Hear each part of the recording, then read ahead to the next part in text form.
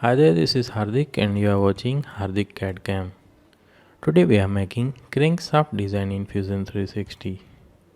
I have already created a crankshaft. We'll learn how to draw this crankshaft today.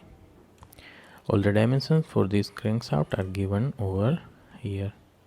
So let's start with a new design by clicking this plus sign. Sorry for the interruption. Here I am talking about my course on Udemy.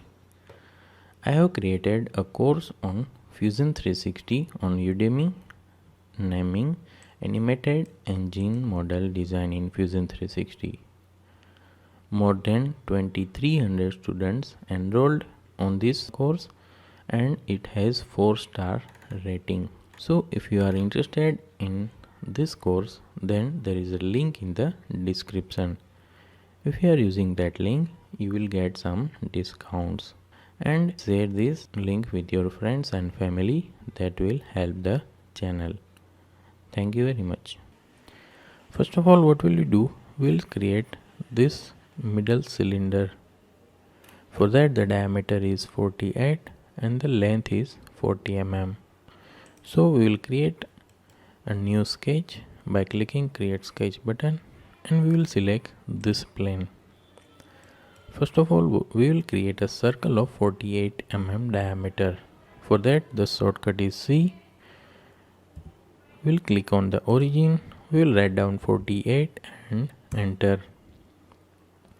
Now we will finish this sketch and we will extrude it. For that the shortcut is E. As there is no any other section, this section is automatically selected. Now I want this extrusion to be performed on both sides.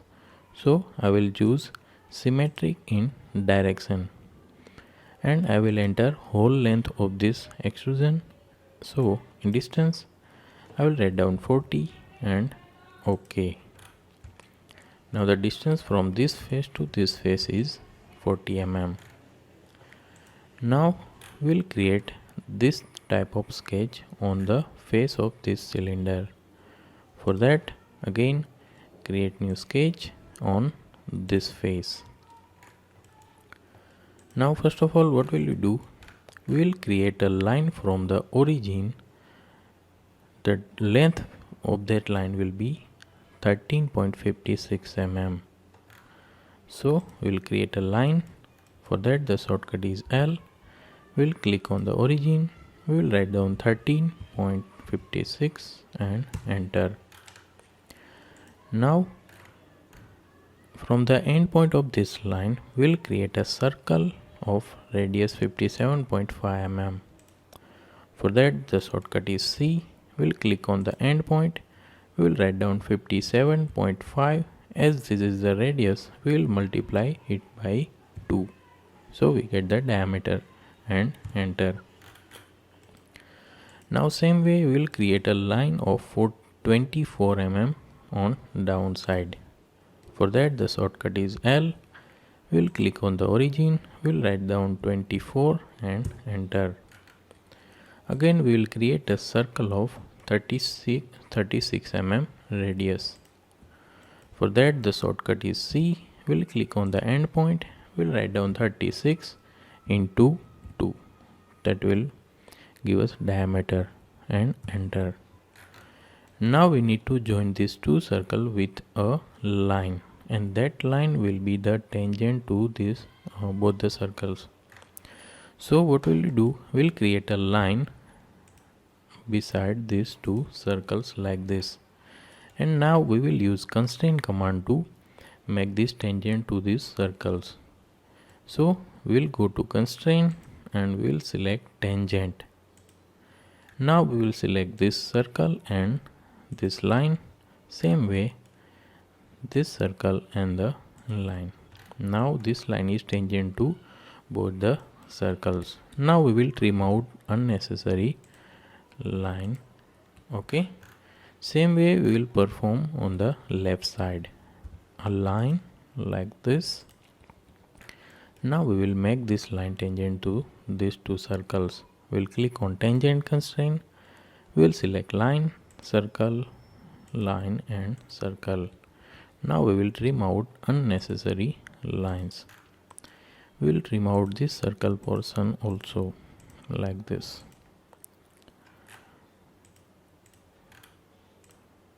Okay, now we got the section. We will extrude it. For that, we will go to finish sketch. Now we will extrude it.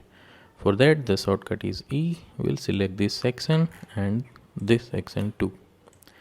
Now the thickness of this section is 15 mm. So we will write down 15 and enter.